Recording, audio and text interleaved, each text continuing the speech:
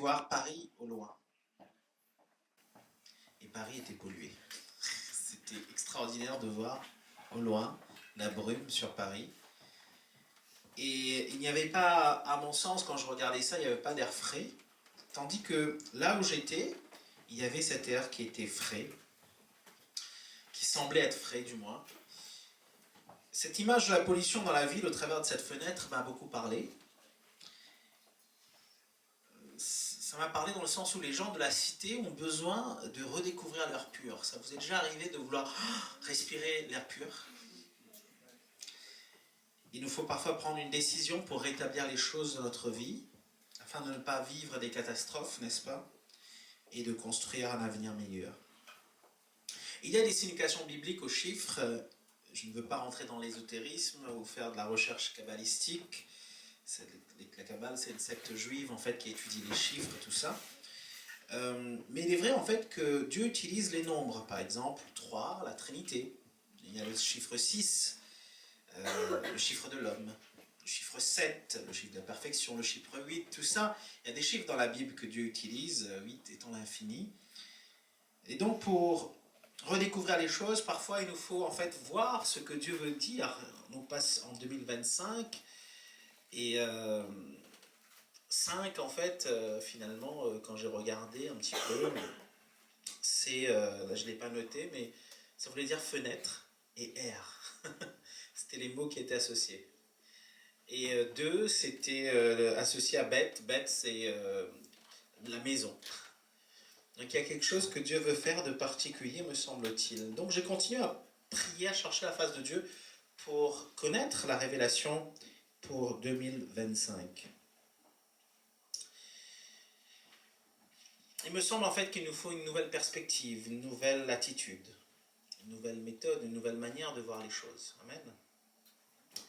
Et il y a des choses qui sont déjà là, mais qu'on ne voit pas. Souvent à nos pieds, nous regardons pourtant bien loin. Ça vous est déjà arrivé de chercher vos clés, et vos clés étaient dans votre poche, ou dans votre main, ou à côté, et vous les avez chercher partout. Ça se passe avec nos portables, ou non? Enfin, on cherche le portable, on le fait sonner, et quand on le fait sonner, il est juste là. Ça va tout le monde? Quelle est la pensée messianique? Dans Isaïe 61, il est dit « L'Esprit du Seigneur », au verset 1er, « L'Esprit du Seigneur, l'Éternel, est sur moi, car l'Éternel m'a oint pour porter de bonnes nouvelles aux malheureux. Il m'a envoyé pour guérir ceux qui ont le cœur brisé, pour proclamer aux captifs la liberté, aux prisonniers la délivrance, pour publier une année de grâce de l'Éternel et un jour de vengeance de notre Dieu, pour consoler tous les affligés. » Amen. Et donc, le Seigneur Jésus, en fait, va le reprendre dans Luc, chapitre 4, verset 18, et il va lire publiquement ce que, ici, le prophète annonce, n'est-ce pas? Et il va dire ensuite, dans Luc, chapitre 4, verset 21, « Aujourd'hui même, pour vous qui l'entendez, cette prophétie de l'Écriture est devenue réalité. » J'aimerais te dire en fait qu'aujourd'hui, il y a une réalité spirituelle qui est accessible pour chacun d'entre nous parce que Jésus-Christ est venu. Il s'est incarné, on a célébré Noël, oui ou non? Il s'est incarné dans l'humanité. Il y a eu dans l'histoire des hommes un moment donné où Dieu est descendu pour accomplir sa parole. Amen. Maintenant, l'Ancien Testament est passé, on a le Nouveau Testament, mais l'Ancien Testament, c'était l'ombre, n'est-ce pas, des choses à venir. Et on voit quand même les principes de Dieu. Dans Matthieu chapitre 17, verset 10, les disciples lui dirent cette question. « Pourquoi donc les scribes disent-ils qu'Élie doit venir premièrement ?» Il répondit « Il est vrai qu'Élie doit venir et rétablir toutes choses. Mais je vous dis qu'Élie est déjà venu, qu'ils ne l'ont pas reconnu et qu'ils l'ont traité comme ils ont voulu. De même, le Fils de l'homme souffrira de leur part. » Ici, en fait, ce qui est intéressant, c'est qu'il y a le déjà et le pas encore. Il y a le pas encore dans le sens, en fait, de ce rétablissement d'Israël qui n'est pas encore fait. Dans ce contexte-là, il y a les Romains qui ont envahi, en fait, on va dire, Israël et même toute la région. Ils imposent leurs lois. Et ce peuple veut être libéré, n'est-ce pas? Un petit peu à l'instar de quelques centaines d'années en arrière, à l'instar des Maccabées. C'était À l'époque, en fait, il y avait encore l'Empire et après des Hébreux, des Juifs, qui se sont levés contre l'envahisseur. Et ils ont vécu comme ça 150 ans, hein, dans une semi-liberté. Vous pouvez faire ce qu'ils voulaient. C'est une période où on ne parle pas beaucoup. Hein. Ça se passe 200 ans avant Jésus-Christ.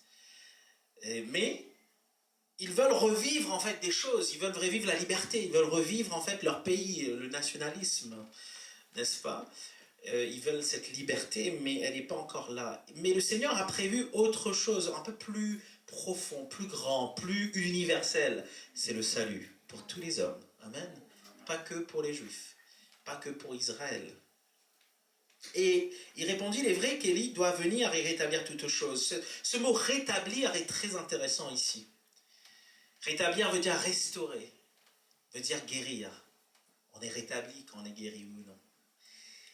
Et bien sûr, il y aura quelque chose qui va arriver, c'est le rétablissement d'Israël, c'est le rétablissement du peuple de Dieu, n'est-ce pas, sur terre, et on le verra. Quand on lit la parole de Dieu, on voit que ce temps va arriver. Mais Dieu a établi l'Église, vous et moi, les pierres vivantes, et il y a déjà Jésus à l'œuvre. Amen. Déjà Jésus à l'œuvre. Aujourd'hui même, pour vous qui l'entendez, cette prophétie de l'Écriture est devenue réalité. L'Église accomplit en fait le travail messianique. C'est quoi le travail messianique? Eh bien en fait, c'est de porter une bonne nouvelle aux malheureux. C'est envoyer les disciples, les apôtres, l'Église, les uns les autres, les pierres vivantes, pour guérir ceux qui ont le cœur brisé, pour proclamer aux captifs la liberté, et aux prisonniers la délivrance. Proclamer une année de grâce. On est encore dans cette année de grâce. Amen. L'année de grâce va se terminer. Ce sera le jugement et un jour de vengeance de notre Dieu. C'est le jour de jugement réservé à ceux et celles qui n'ont pas choisi Christ comme Sauveur et Seigneur. Mais nous sommes appelés, nous, à consoler les affligés. À les consoler, à les ramener, en fait, au Seigneur. Amen. Et donc, si tu me mets le PowerPoint que je t'ai envoyé, s'il te plaît, c'est juste voir, en 2023, j'ai repris un petit peu ce qu'on avait vu. Et en 2023, on parlait de en 2022 déjà, en 2022, l'année de la transformation. Beaucoup ont été touchés, n'est-ce pas, par cette transformation. Il y avait des choses, il y avait des changements. Transformation, c'est le changement. Je me souviens particulièrement de 2 amis, j'avais visité au Maroc, n'est-ce pas? Vous vous souvenez de ça, Philippe et Jordan? Et le Seigneur vous a emmené dans un changement. Concrètement, vous avez changé d'église, en somme. Vous avez changé aussi pas mal de choses. D'autres personnes aussi ici se souviennent en fait de ce que Dieu a accompli dans leur vie dans cette année particulière. Ensuite, 2023, alors, l'année de la révélation de la gloire de Dieu. Et c'est cette année, en fait, où on a expérimenté James, pour ma part, je peux le dire. Mais vous vous souvenez de ce moment? C'était vraiment une révélation de la gloire de Dieu dans les aspects, dans les ministères, dans les appels, en fait, que vous avez reçus, pour certains. Et ensuite, pour d'autres, c'était la révélation de l'Église. Ils ont eu une révélation dans l'Église où ils ont rencontré des hommes, des femmes. Et en 2024, tu t'arrêtes là, l'année de la surabondance de la grâce de Dieu. Ça ne veut pas dire en fait qu'il n'y aura plus de surabondance, il n'y aura plus en fait de révélation, il n'y aura plus de transformation. Non, ça ne veut pas dire ça en fait. Dieu continue son œuvre, c'est un Dieu qui continue à transformer, continue à se révéler, amen. Il continue en fait sa grâce. C'est juste qu'il nous donne une indication particulière dans l'année. Il nous demande en fait d'aller chercher quelque chose. Amen. De voir d'une certaine manière cette année. Et les Juifs, ils comprennent ça. Ils comprennent, au travers des fêtes, comment chercher la face de Dieu, particulièrement par rapport à la direction que Dieu donne. Amen. Et donc cette année, est-ce que ça vous intéresse de le savoir, de le connaître? Quelle est pour 2025 l'année en question? Eh bien, en fait, on va le voir. L'année du rétablissement. Amen. L'année du rétablissement du projet de Dieu. dans notre vie. L'année du rétablissement de la foi, l'année du rétablissement de la vie de l'esprit dans les croyants que nous sommes. Que veut dire rétablir? Il y a un premier sens, remettre en état, réajuster, remettre de l'ordre. Oh, ça vous parle? Recomposer, je prends les synonymes. Rectifier, redresser, restaurer. Et vous savez ce qui est intéressant dans le calendrier juif, c'est que l'année juive commence 2 mois avant. 1 mois ou 2 mois avant, me semble-t-il. Donc on est déjà dans cette année en préambule, on va dire. Amen. Vous avez déjà commencé à voir ça. Oui ou non?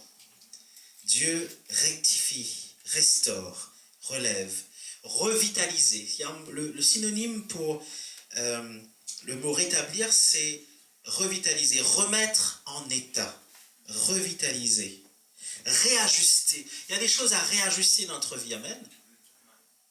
À mettre de l'ordre, à recomposer, à rectifier. Ensuite, il y a un deuxième sens, ramener à la santé.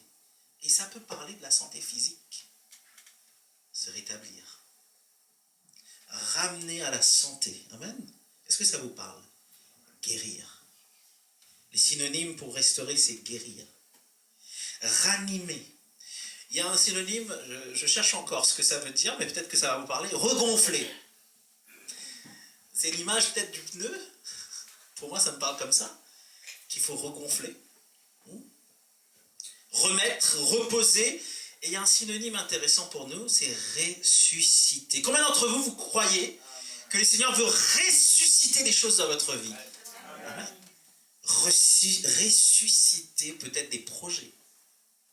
Ressusciter l'appel. Vous avez reçu des choses.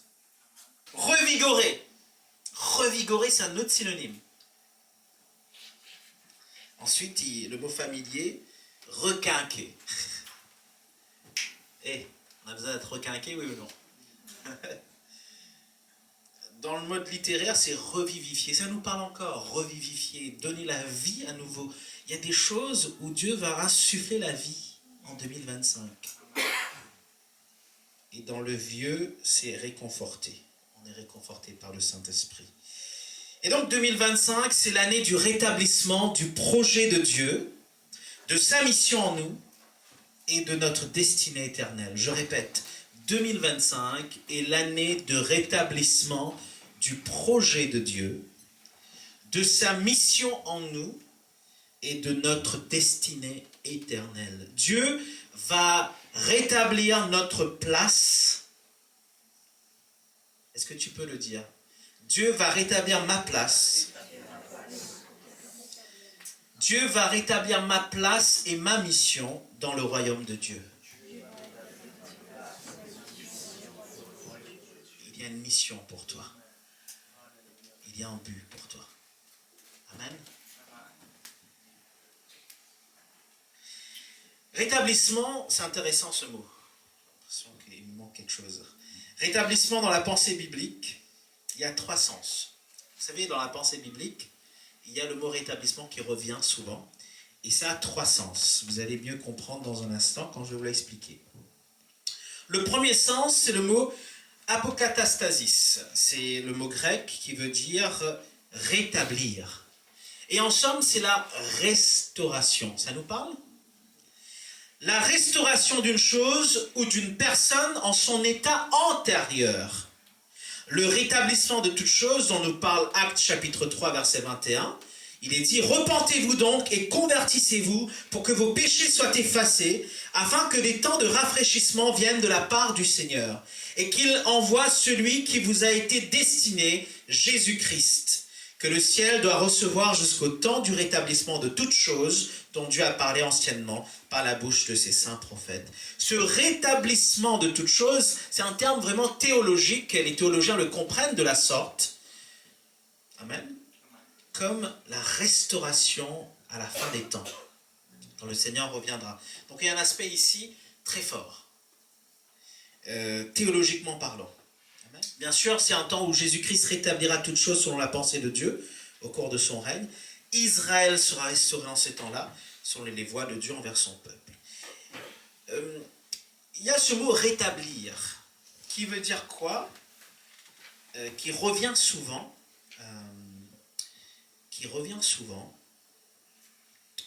Et je vais essayer de mieux l'expliquer ici. Le mot rétablir, c'est apokatastistémie, toujours la même racine apo qui veut dire à partir de l'état précédent, de nouveau. Donc pour aller de l'état précédent, de nouveau. Et vous savez que vous et moi, on était dans un état avant, quand je parle de vous et moi, il faut le comprendre en fait dans le terme humain, dans le terme de ce que Dieu a créé. Hein. On était parfait, en Adam et en Ève. On a été créé comme ça. Mais le péché est venu dans le monde, et ensuite qu'est-ce qui s'est passé?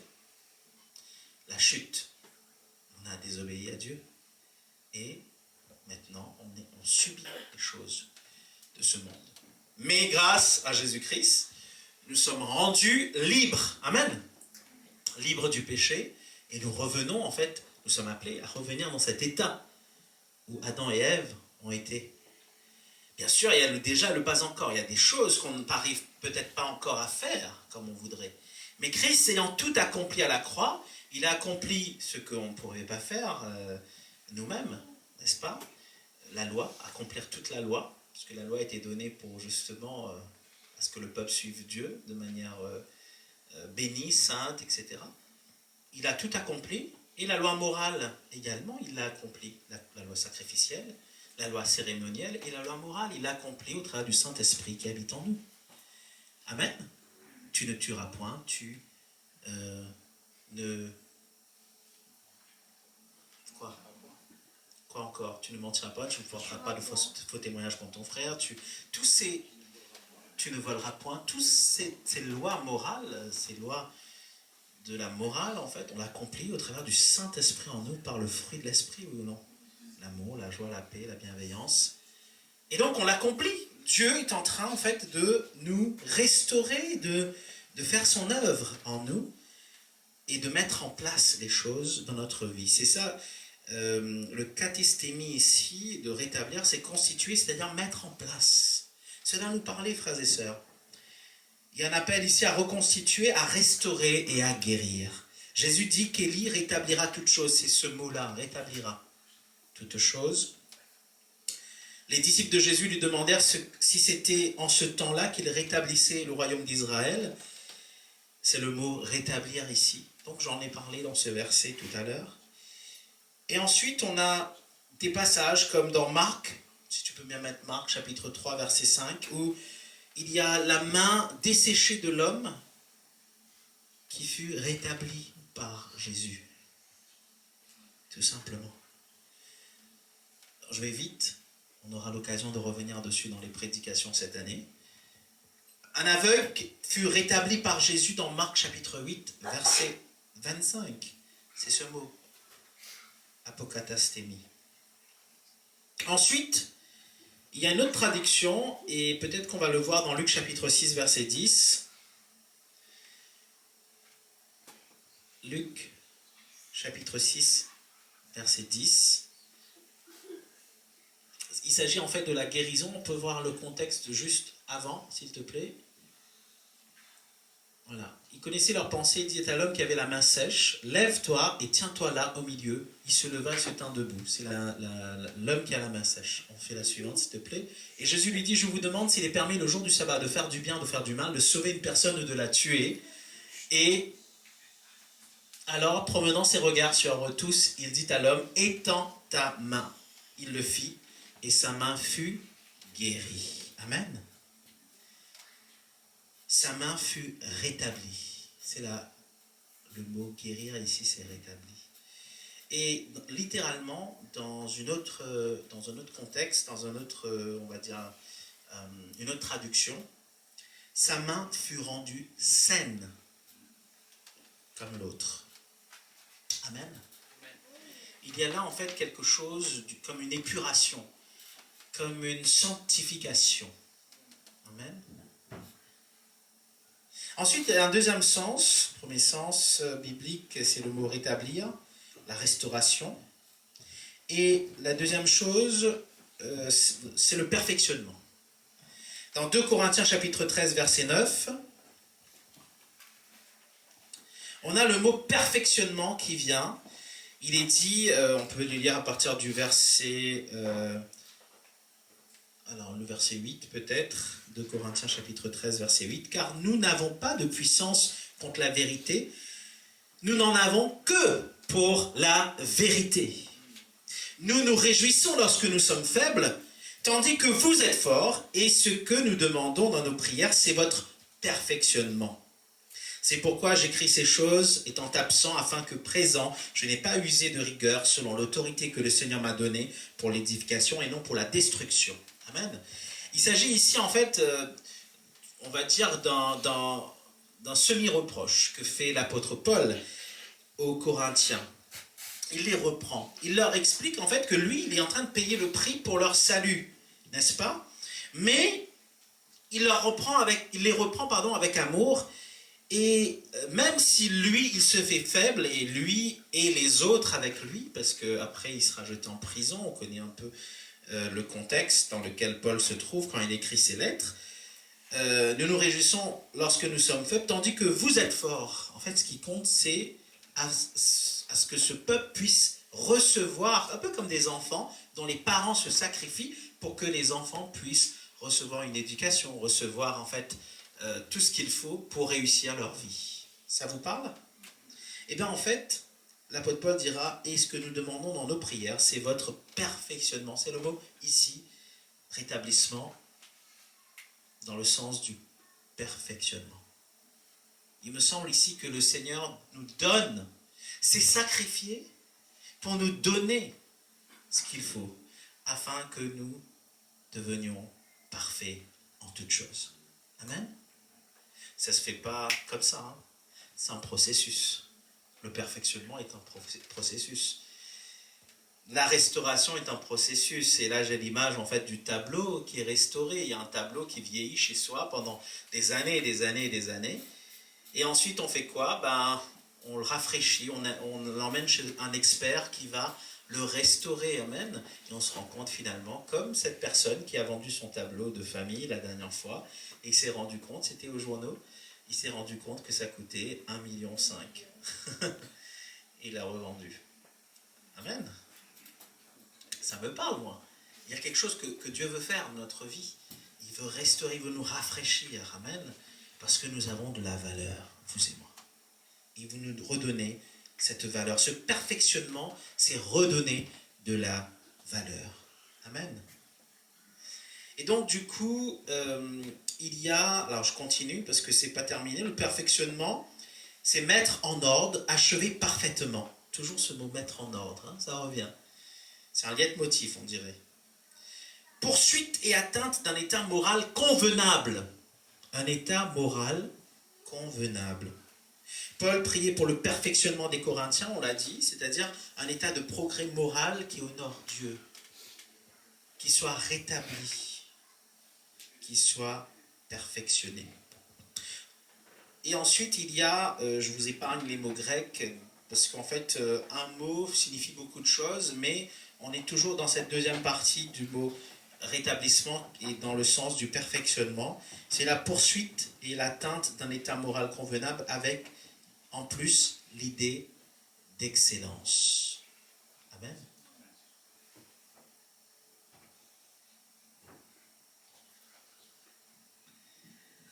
Il y a en plus l'idée d'excellence. Il y a un appel ici à aller vers l'excellence. Est-ce que tu veux aller vers l'excellence en 2025? Réveille-toi. Est-ce que tu veux aller dans l'excellence en 2025? Moi, je pense en fait qu'il y a des projets, il y a des plans, il y a des choses en fait que Dieu va te montrer à nouveau, de nouveau à nouveau. Peut-être que tu as enterré ces choses dans ton cœur, au fond de toi-même, ou parce que les années ont passé, tu as laissé faire les choses. Maintenant, c'est le moment de remettre de l'ordre. Amen. Il y a trois mots au sens du rétablissement, trois sens, pardon, je disais. Il y a trois sens, donc on a vu le premier sens, c'était quoi? Rétablir. Deuxième sens, perfectionnement, perfectionner. Et troisièmement, le redressement. Trois sens bibliques. Troisièmement, c'est le redressement. Redresser veut dire corriger. Est-ce qu'on est prêt à se corriger ou est-ce qu'on est prêt à être corrigé? Quel enfant aimerait être corrigé? Je pense qu'il n'y a aucun enfant qui aimerait être corrigé. Mais nous sommes les enfants de Dieu et la correction, elle est bien pour nous, oui ou non? Afin que nous grandissions. Quand on fait un devoir, on fait un travail, il faut que ce travail soit corrigé afin de déceler des erreurs ou des fautes pour ne pas les commettre à nouveau, pour valider un diplôme, oui ou non? Vous êtes là? Et on valide le succès comme ça. Dieu veut notre succès. Donc ici, il y a deux mots assez intéressants, c'est la rectification et la réformation. Par sa venue au monde, par son sacrifice expiatoire, Jésus-Christ a rétabli les choses dans un ordre parfait. C'est le temps du redressement. Le temps du redressement, on le voit en fait dans Hébreux chapitre 9, verset 10. Alors, c'est une figure pour le temps actuel, que l'on présente des offrandes, des sacrifices qui ne peuvent rendre parfait sous le rapport de la conscience, celui qui rend ce culte, c'est qui, avec les aliments, les boissons, les diverses ablutions, étaient des ordonnances charnelles imposées seulement jusqu'à une époque de réformation. Il y avait ce qu'on appelait les rites, il y avait ce qu'on appelait en fait les sacrifices, il y avait les cérémonies, c'était l'ancien.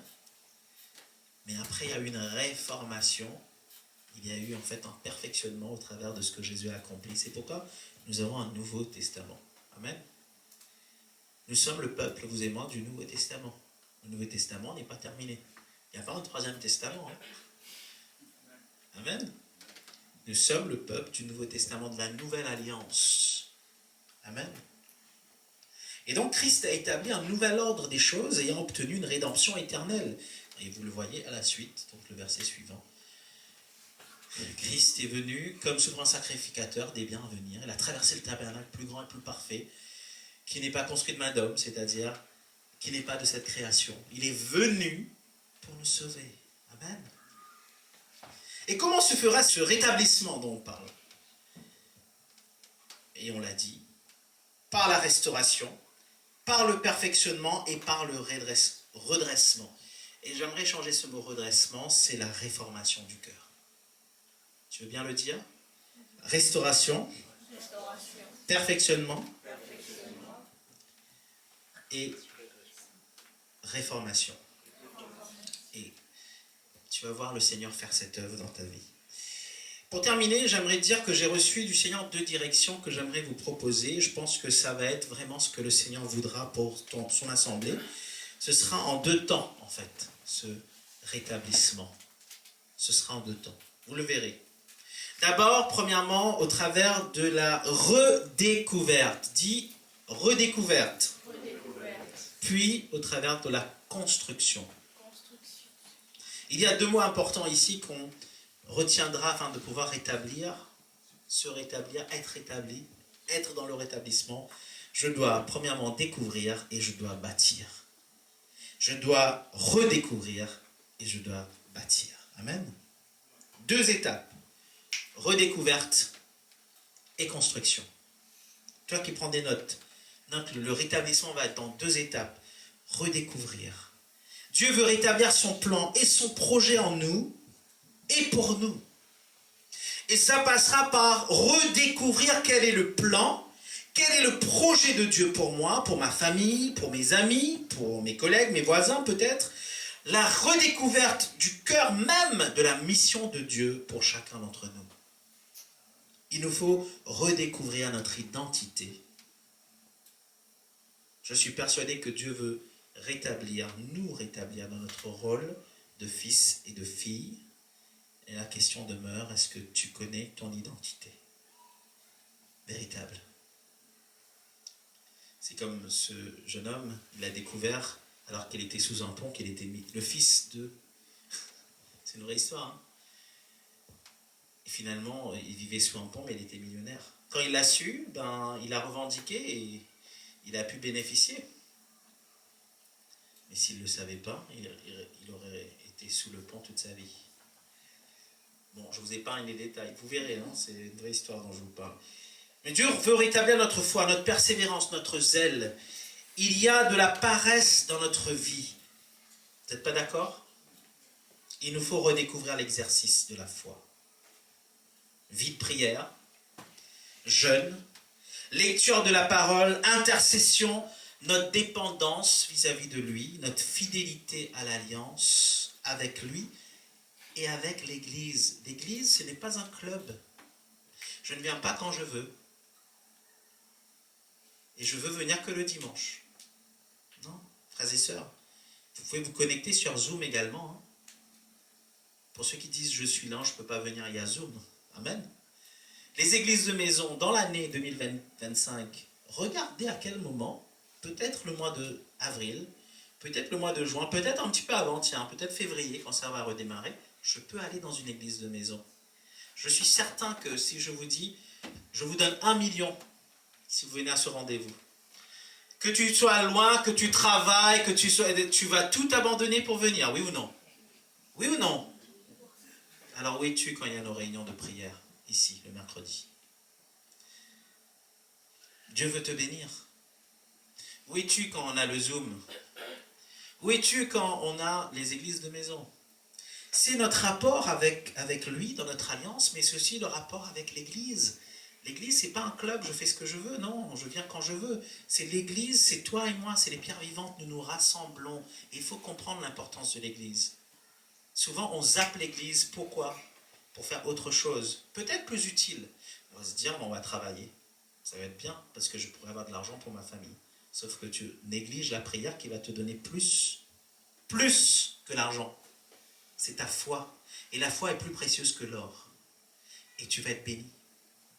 Tu vas être béni. Tu auras plus que l'argent. La preuve, Dieu prend soin de toi, oui ou non? Faut-il aussi comprendre? Là, il faut être mature. Les bébés ne vont pas comprendre. Ils ont besoin d'être nourris. Et James, il a besoin que je le prenne, que je donne son lait encore. Il aura 12 ans, vous pensez que je vais faire ton lait, je vais chauffer le lait, je vais te le donner. Vous croyez que ça va être ça? Non, à un moment donné, le pasteur va vous dire, tu es assez grand maintenant, je vais être cash avec toi. Ça va être ça. Amen. Vous n'êtes pas content, hein? Rétablissement, redressement, mettre de l'ordre, vivre une vie de foi. Et nous sommes trop paresseux, frères et sœurs. Il faudra redécouvrir l'exercice de la foi. Le redécouvrir. Ça prendra peut-être du temps. Il faudra faire de l'exercice physique aussi. Mais l'exercice de la foi est plus important, nous dit la parole de Dieu. La piété, elle est plus importante que l'exercice physique. C'est pas moi qui le dis, c'est l'apôtre Paul. Frères et sœurs, vie de prière, jeûne, lecture de la parole, intercession, notre dépendance à lui, notre fidélité à l'alliance avec lui, avec l'Église, au besoin de faire partie du corps. C'est là où tu auras une parole de Dieu, un encouragement, le don que Dieu veut te donner. Il y a des dons que Dieu veut donner. Il le donne dans l'Église. Hein. Il veut te donner des dons spirituels. Il veut te donner des talents. Amen. Il veut que tu exerces tes talents. C'est ce que Dieu veut. Il t'a donné quelque chose, il veut que tu le perfectionnes, que tu l'exerces. Dieu veut rétablir notre destinée éternelle. Nous sommes sauvés, mais maintenant, il nous faut vivre dans la plénitude de l'Esprit, c'est important. Il nous faut redécouvrir la morale chrétienne, le fruit de l'Esprit. Il nous faut redécouvrir les dons dont je parlais à l'instant. Et tout cela passe par bâtir et se laisser bâtir. Bâtir notre foi, notre espérance, notre confiance et le laisser bâtir notre foi dans son amour et sa paix. On est participant, on est collaborateur. Amen. On est dans un partenariat avec le Seigneur pour notre bien. Vous êtes là? Et nous l'avons déjà dit, nous sommes en construction, vous et moi. Pas encore prêt peut-être, il y a peut-être des choses, pas peut-être, sûrement, parce que si on était parfait, on aurait été au ciel. Je ne suis pas parfait. Vous avez un pasteur qui n'est pas parfait. Tout comme vous n'êtes pas parfait, personne n'est parfait. Nous avons besoin de laisser Dieu nous construire Et cela passe par la redécouverte. Et ce rétablissement dans notre place, ou plutôt de notre place, dans son plan éternel. Vous êtes là? Quelle joie! Sachant que nous avons de l'importance à ses yeux. Je vais conclure. On conclut. Pour être établi, il nous faut le redécouvrir lui et bâtir avec lui. Une invitation à plus de profondeur en 2025. Oh, plus de profondeur. Un engagement de la part de Dieu, il s'engage à nous rétablir.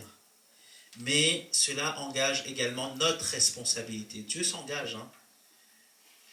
Notre responsabilité, c'est de le redécouvrir. Redécouvre Dieu, redécouvre le zèle, redécouvre l'exercice de la foi. Amen. C'est extraordinaire comme quoi, quand Dieu nous demande quelque chose, il ne demande jamais quelque chose qu'il n'a pas lui-même éprouvé. Vous souvenez-vous qu'il a demandé en fait à Abraham de lui donner son fils? Oh! Il a demandé à Abraham de lui donner son fils. On aurait pu dire, mais Seigneur, c'est incroyable, tu me demandes mon fils, tu l'as déjà fait toi? Oui.